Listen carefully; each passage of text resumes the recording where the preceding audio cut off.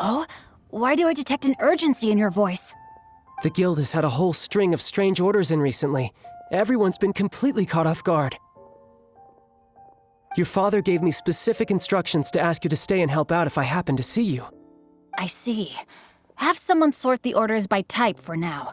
I'll deal with them myself shortly. Oh, how wonderful. Thank you, Master. With you on the job, I can breathe a sigh of relief. Hey, Xingqiu! Glad you're here. We want to ask you for some information. Traveler, Paimon, please wait a moment. Shu, I need to entertain some guests. Please continue with your work for the time being, and we'll discuss the matter of the guild's orders in more detail later on. Understood, Master Xingqiu. Then I will leave you in peace.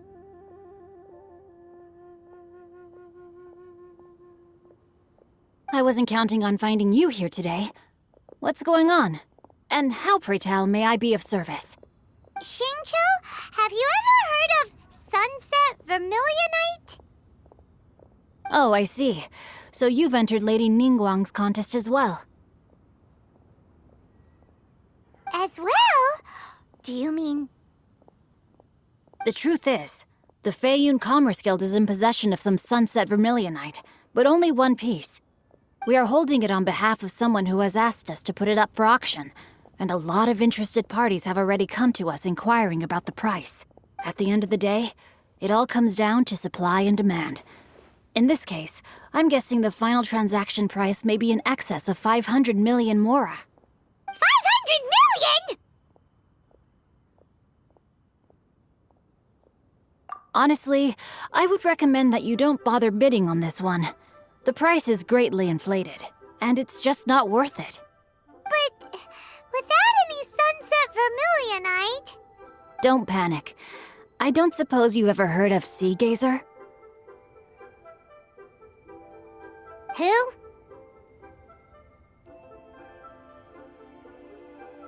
Sea Gazer was once very close to Mountain Shaper, but if I am not mistaken, he has already passed away. Yes, precisely. I didn't know anyone else knew about him. According to records of drifting clouds, Sea Gazer once built an abode to store his rarest and most exquisite treasures, among which was some Sunset Vermilionite. After Sea Gazer passed, the abode was abandoned, and its location was lost to time. Luckily, I came into possession of a stack of folk history books just recently. They make some oblique references to this lost abode, and after cross-referencing them against each other, I'm now fairly certain that it is situated in the Lisha area. That's great! But is it really okay for us to just go and take his treasure? Wouldn't it be a little, disrespectful? With him being an Adeptus? You needn't worry. As far as I understand, Sea Gazer was very open-minded. Even while he was alive, he wouldn't have let something like this bother him. Open-minded? I have not heard of Sea Gazer being described in this way before. May I ask where you read that? Just a rumor I heard out in the mountains. All right then, let's go.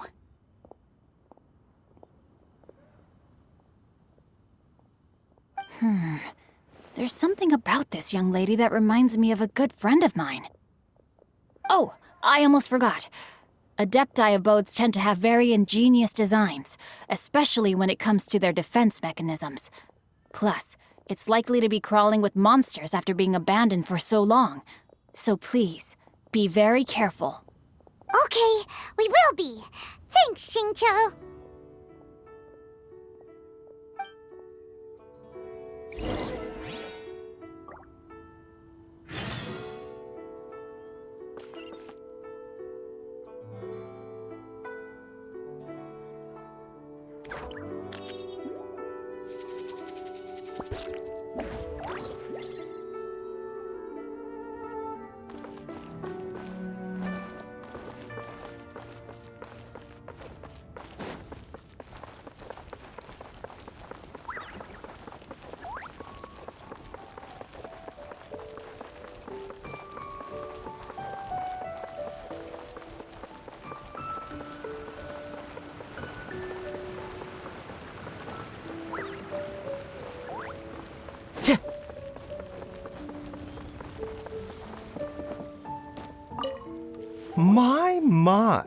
what do I owe the pleasure? Though I'm afraid that if you're looking for our little Chi-Chi, she's out gathering herbs. And if it isn't Miss Yanfei as well, now that's an even rarer honor. What business brings you here, might I inquire? Some charlatans peddling ineffectual medicines again, no doubt? No. I'm here this time to ask if you're familiar with Smaragdus Jadeite. Smaragdus Jadeite? Why, yes, there is some information about it included in the 6th commentary on the 7 Mountain Treatises. The 7 Mountain Treatises states that this substance springs forth from stone marrow within the mountains and will bring disaster to any mere mortals who touch it. It is abundant in elemental energy, so if someone without a vision is in contact with it for a prolonged period, best case scenario, they fall ill. Worst case scenario, they'll suffer great changes in personality and their illness will only ever get worse. Anyway, I'm sure you didn't come all this way just to chit-chat.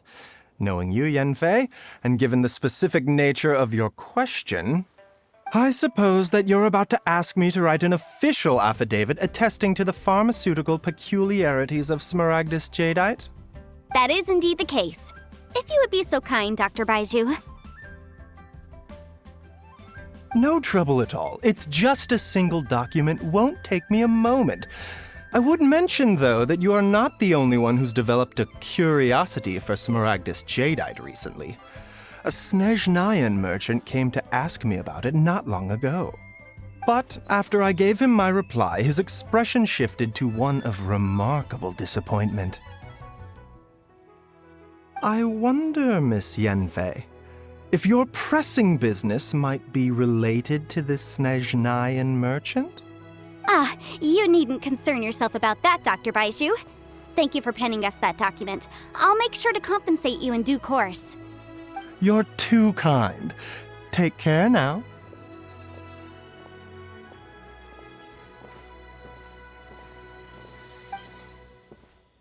That Baiju guy is as weird as ever. Is it just Paimon, or does it feel like he was fishing for something back there? Dr. Baiju's always been like that.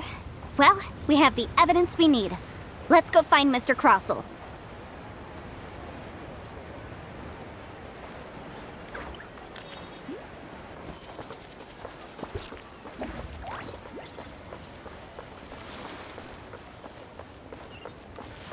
My friend, what can I get you?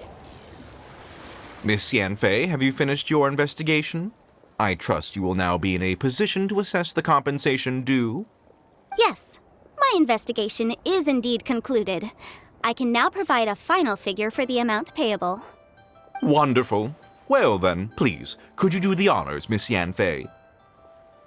Of course.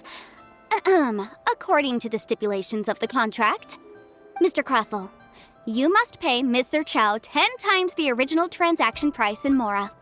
Sure. Wait, what? Me pay her? Surely there's been some kind of mistake, Miss Yanfei. Not at all. According to my investigations and the material evidence that we've gathered, the substance claimed to be Smaragdus Jadeite that was inlaid within the Smaragdus Jadeite twin phoenix pins that you rented out to Mr. Chow was, in fact, Smaragdus Nephrite. Now, the contract states very clearly that 10 times the price shall be paid should the article not be genuine. Accordingly, you are liable for this sum, which is payable to Mr. Chow in Mora. Material evidence? What material evidence? Why, Miss Yanfei, you cannot frame me like this. I spent a huge sum to obtain that Smaragdus Jadeite, and yet you claim that the ore inlaid on the hairpins is somehow fake? I demand to see your evidence. Indeed. Only a testimony from an expert witness involved in the processing of the ore can serve as an authoritative assessment of whether it is genuine. Traveler, please produce the evidence in question.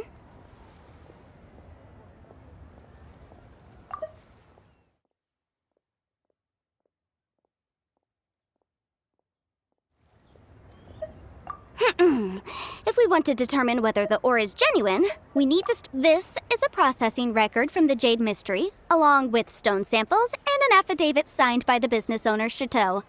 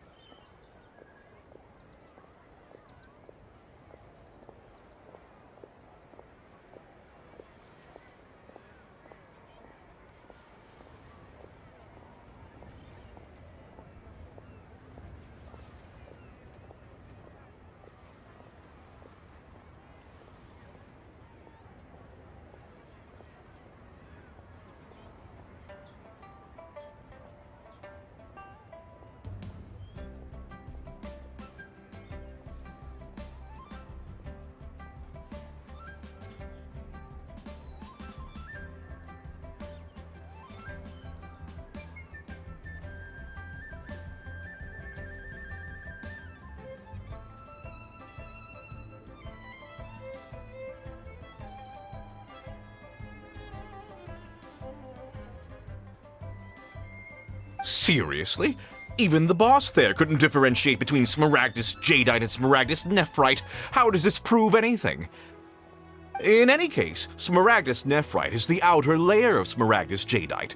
So I had him cut away the nephrite, he returned the valuable jadeite core to me, and some nephrite samples remain in the store. What am I missing exactly?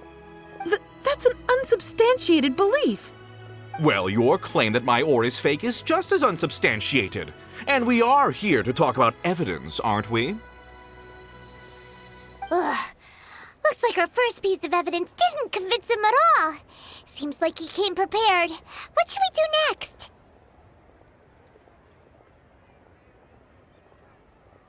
Hard evidence, something legally binding. We have just the thing. Show him, Traveler. This document proves that my hairpins are the real deal, doesn't it? This is the Ministry's seal, after all. It shows that the ore inlaid on the pins is indeed Smaragdus Jadeite. Our second piece of evidence didn't work either. And this guy's getting more belligerent by the second.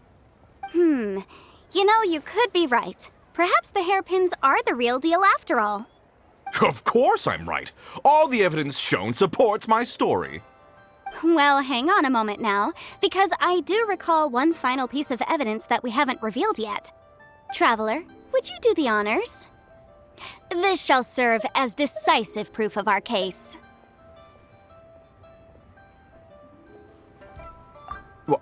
What's this? Smaragdus Jadeite springs forth from stone marrow within the mountains and will bring disaster to any mere mortals who touch it. Sustained contact with Smaragdus Jadeite over a prolonged period will, in less serious cases, cause a mild malady, while in serious cases, the patient may suffer a dramatic change of personality and fall seriously ill. Mr. Crossell, were you aware of these peculiar properties of Smaragdus Jadeite? I had no idea. No idea, you say? I'd guessed as much. But for you to have rented out such a dangerous item, I'm afraid that this falls outside the scope of my work, but within that of the Ministry of Civil Affairs. However, I'm sure that the Ministry will be relatively lenient considering that, as you say, you were ignorant of the danger you posed. Don't worry, Mr. Crossell. I will make sure that all the evidence presented here will be handed over to the Ministry. I trust that you'll give them your full cooperation in their investigations. What? Wait! I knew. Oh, so you knew? Oh, dear Mr. Crossell. But if you knew of Smaragdus Jadeite's dangerous properties beforehand, why would you... Huh? No, The hairpins aren't actually inlaid with genuine Smaragdus Jadeite? Is that what you were about to say? You do understand, Mr. Crossell, that this means that you will have to pay Ms. Zerchow 10 times the original price in Mora? Mr. Crossell, your answer, please. My client and I are waiting. Yamp, he's seriously intimidating right now. It's like she's a different person. I admit it. I confess. The ore I had inlaid on those hairpins was Smaragdus Nephrite. But I'm a victim in all of this too. I invested a great deal of time and money into acquiring that small amount of Smaragdus Jadeite, in the hopes of turning it into a piece of jewelry that would fetch a fine price. But after receiving it and carrying it around for a few days, I started to feel extreme discomfort. I couldn't sleep a wink or eat a single bite. I was in a constant state of agitation, too. I went to Boo Boo Pharmacy to get myself checked out, only to discover that this sort of stone cannot be worn as jewelry. But how could I let all that money go to waste? That's why I had another pair of hairpins made from Smaragdus Nephrite, which is almost indistinguishable from Smaragdus Jadeite. I kept the real Smaragdus Jadeite in a specially made box. I daren't touch it again. I was worried that someone would see through it, which is why I only dared to rent them out, not sell them. And then to top it all off, Zhiqiao lost the hairpins after I rented them out to her.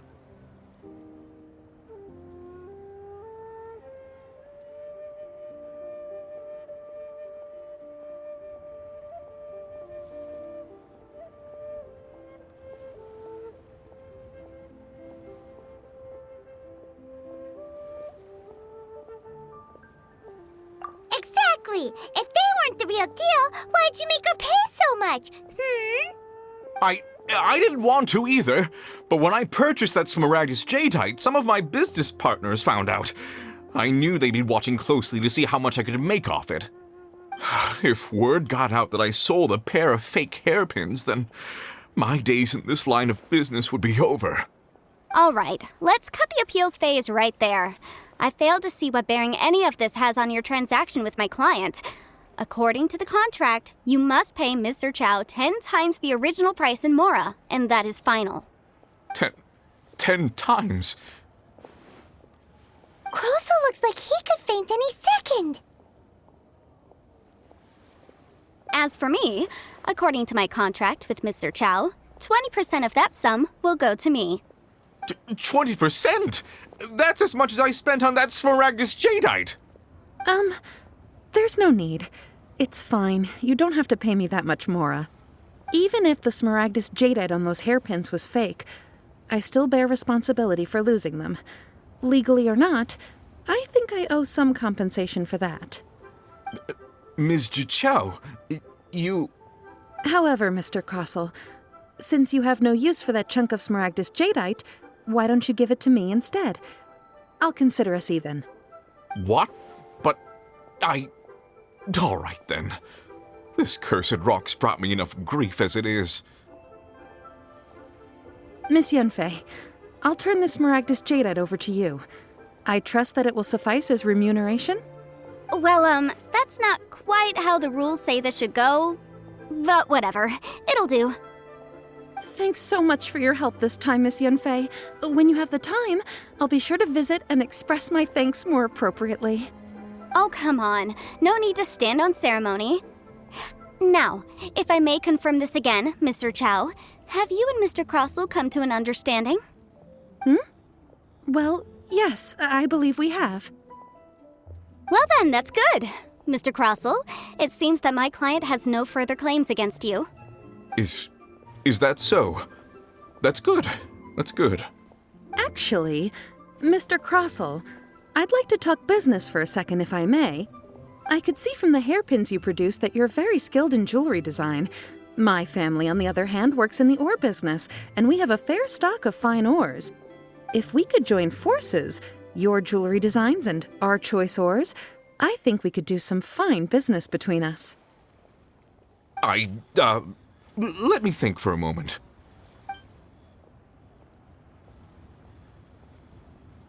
Well, that's that. And we've got the Smaragdus Jadeite that Granny wants too. Exactly. Usually when someone tells us they've lost something, we end up searching all over the place for it. But this time, you managed to solve the problem with just a big stack of documents. Even though the solution didn't involve actually finding the hairpins. The right solution depends on your perspective on the problem. The objective of my client, Mr. Chow, was to reduce her liability to pay compensation.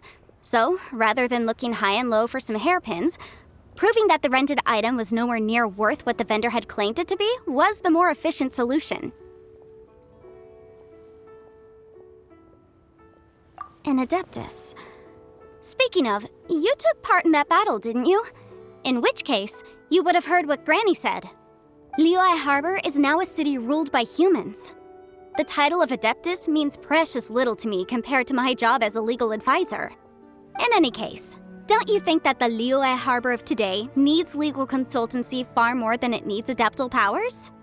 Paimon can think of someone who would definitely disagree with your reasoning. Well, since we got what we came for, it's time to pay Granny a visit. I bet she's been on tenterhooks for a while now.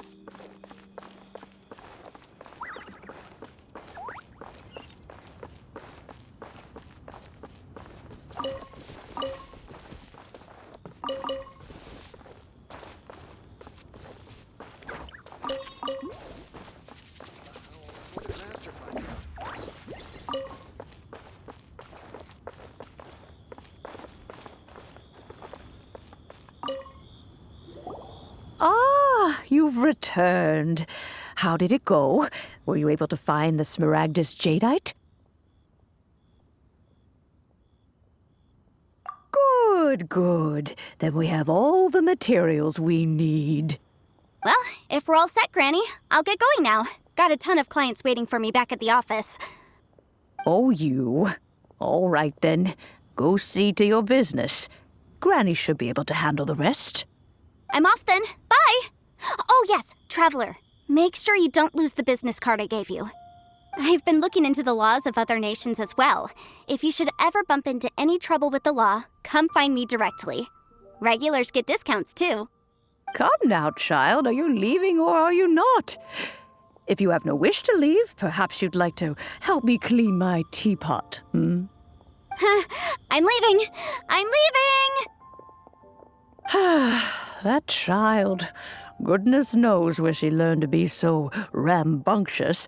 Her father was hardly so riotous or fond of talking nonsense back in the day when he stood beside Rex Lapis. Indeed she is. Liyue has changed, and the Adepti must also learn to change. Yanfei might be overly garrulous, but she is also the most intimately acquainted with the city among us all. Liyue is not the same place I once knew. All right, then. Let us speak of this no more. Back on topic. I believe that I still owe you a little gift. Oh, Paimon's so excited! How is it made?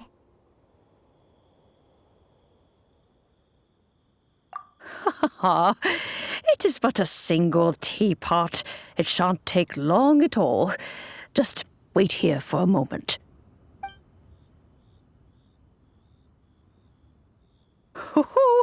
There we go. This Serenity pot is all yours now. Hold it firmly. If you were to drop it, oh goodness, who knows what might happen. Take these blueprints with you as well. You'll need them if you wish to make your teapot a little more lively inside.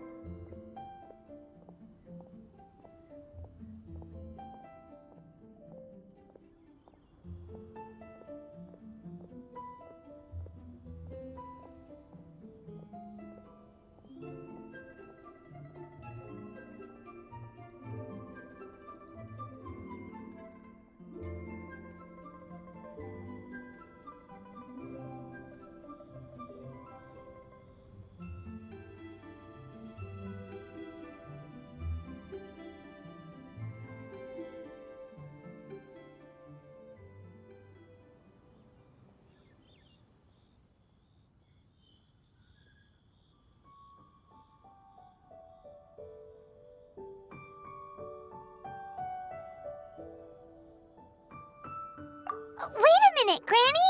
How exactly are we supposed to use this teapot? Oh, you needn't worry about that. I've already arranged for a certain little helper to await you within this teapot. She will explain everything you need to know about it.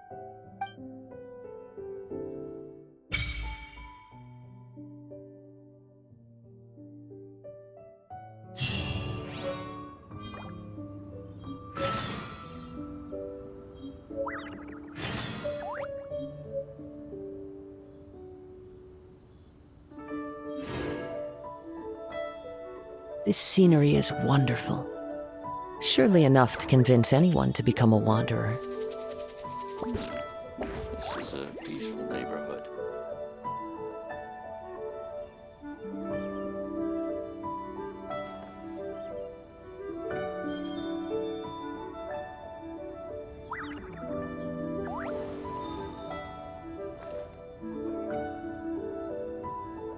Oh, wonderful. Another flower is blooming. Wherever in this world I roam, I carry memories of my home. Neighborhood. This blade. It is the last link I have to the land of my birth.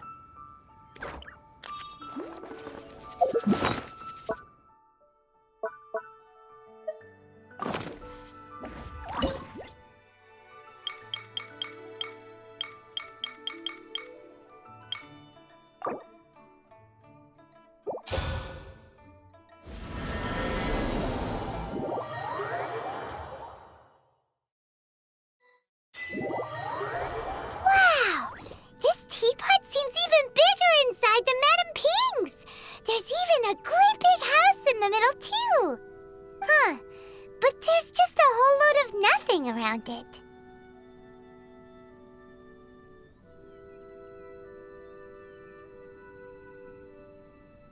Paimon can't do that!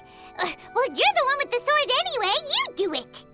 Still, why is it so empty here apart from that house? Oh, wait a second. What is that?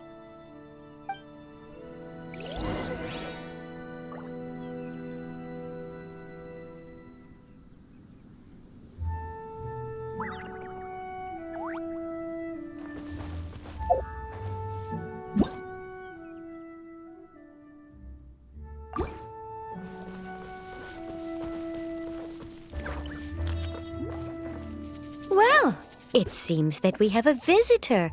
Oh, Ah! It's Tubby! From a distance, Paimon thought it was just a huge finch. So you're the little helper Madame Ping mentioned? Madam Ping? Oh, you must mean Ping. Yes, she did summon me here. She told me much about you. You know, back when we met in the Mondstadt Tavern, I had a feeling that we would meet again. It seems I was right, but it's still a nice surprise to meet you here. You may leave all matters regarding the upkeep of this realm to me. Your journey may be far from over, but at least this way you will not want for a comfortable place to sleep each night. Though it is the Adepti who create realms such as this, they generally do not have the time of day to attend to the banal matter of their maintenance.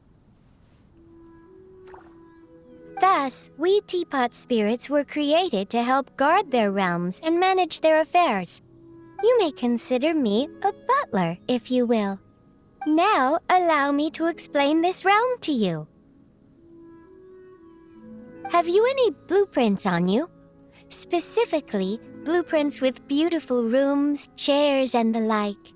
As long as you have a blueprint, you can refashion this realm however you please. Blueprints? Oh, that's right! Granny handed us some when she gave us the teapot, didn't she? Let's take them out and have a look.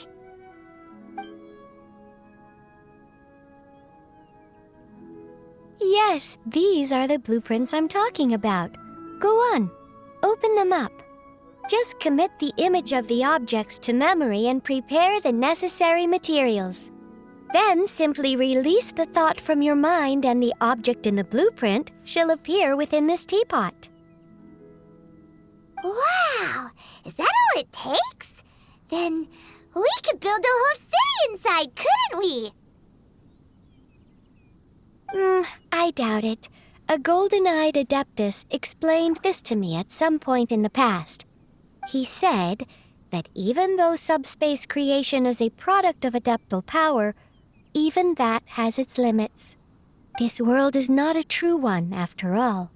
It provides merely a moment of brief respite from the mortal realm, not a means of escaping it entirely. A golden-eyed adeptus? Paimon wonders who could that be? I hardly remember myself. What's more, I have never seen that adeptus again since.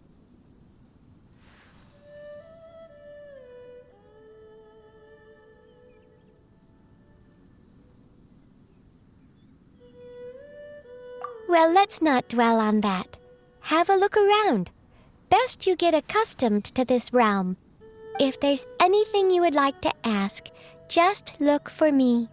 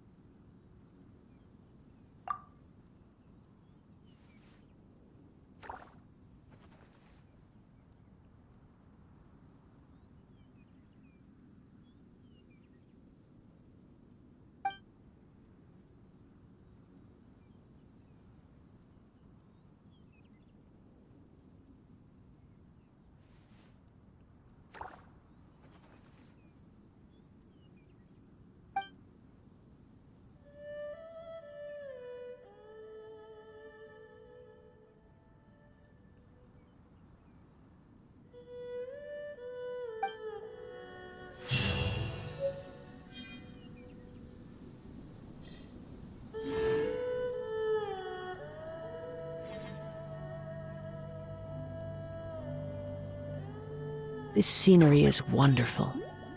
Surely enough to convince anyone to become a wanderer.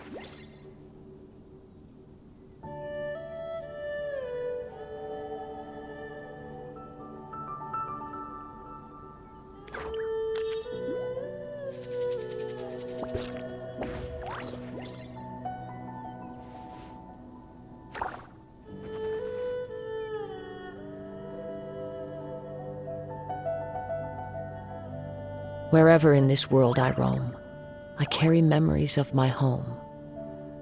This blade, it is the last link I have to the land of my birth.